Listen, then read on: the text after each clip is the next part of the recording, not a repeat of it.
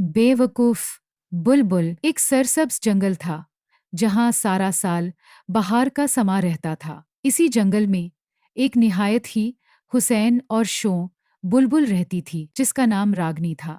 रागनी की आवाज में ऐसा जादू था कि जब वो चहकती तो सारा जंगल मौसीकी से गूंज उठता।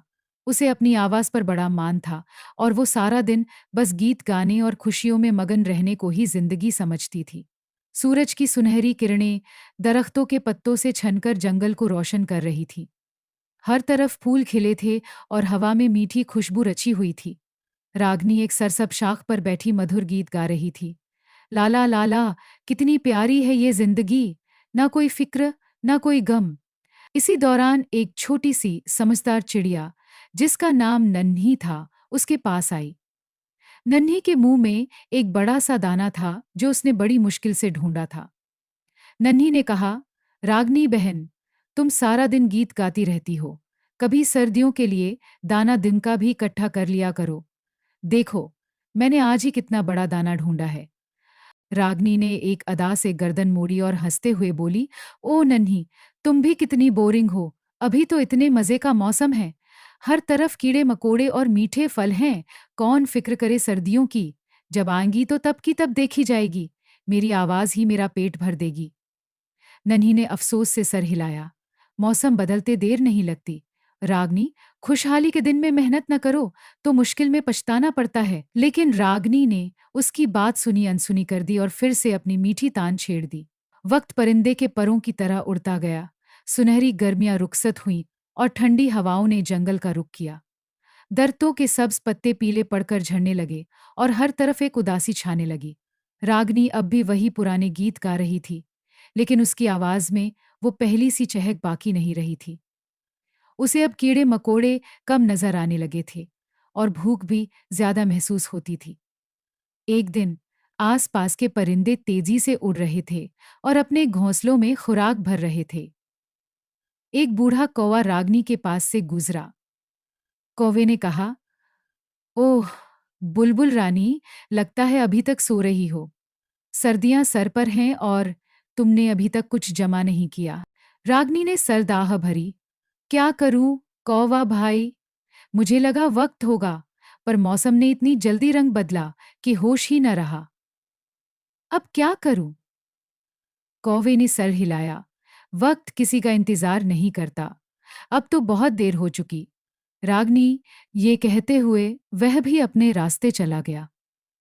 एक दिन आसमान गहरे बादलों से ढक गया और सुबह होते ही हल्की हल्की बर्फ गिरने लगी। देखते ही देखते सारा जंगल बर्फ की सफेद चादर ओढ़ गया। सर्दी इतनी शदीद थी कि दरख्त भी कांप रहे थे। रागनी का घोंसला खाली पड़ा था। उसे शदीद भूख महसूस हो रही थी।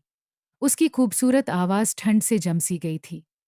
उसने उड़ने की कोशिश की, लेकिन कमजोरी की वजह से वह ज्यादा ऊंचा ना उड़ सकी। उसने अपने पड़ोसी परिंदों के घोंसलों की तरफ देखा, जहां से गर्मजोशी और खाने की खुशबू आ रही थी।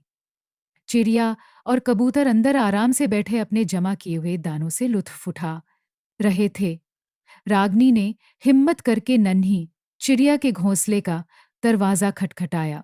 रागनी ने कमजोर आवाज में कहा, नन्ही, मुझे बहुत भूख लगी है। क्या तुम्हारे पास कुछ कुछ दाना होगा? नन्ही ने अफसोस भरी नजरों से उसे देखा। अफसोस रागनी बहन, मुझे डर था कि ऐसा ही कुछ होगा। हमने तुम्हें कितनी बार समझाया था।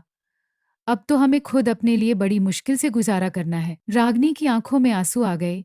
उसे अपनी गलती पर बेहद पछतावा हो रहा था। वह वापस आकर एक सर्द शाख पर बैठ गई। उसके गीत अब खामोश हो चुके थे। सर्दी और भूख ने उसकी सारी तवानाई चूस ली थी। रात के अंधेरे में बर्फंबारी मजीद तेज हो गई और ठंड ने अपना आनहनी शिकंजा मजबूत कर लिया। रागनी की आवाज और उसकी चहक जंगल में कहीं सुनाई न दी।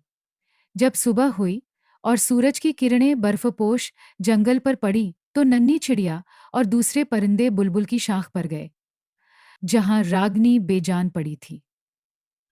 उसका खूबसूरत जिस्म सर्दी की नज्र हो चुका था।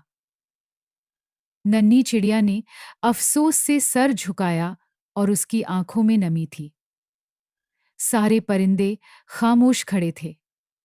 रागनी की मौत ने उन्हें एक गहरा सबक दिया था। यह कहानी हमें सिखाती है कि वक्त रहते मुस्तबिल के लिए तैयारी करना दानिशमंदी है। जो आज की खुशहाली में मस्त होकर कल की फिक्र नहीं करता, उसे अक्सर बाद में पछतावे के सिवा कुछ नहीं मिलता। खुशियों के दिनों को यूं ही ज़ाया न करें, बल्कि उन्हें आने वाले मुश्किल लम्हात के लिए सरमायाकारी का ज़रिया बनाएं।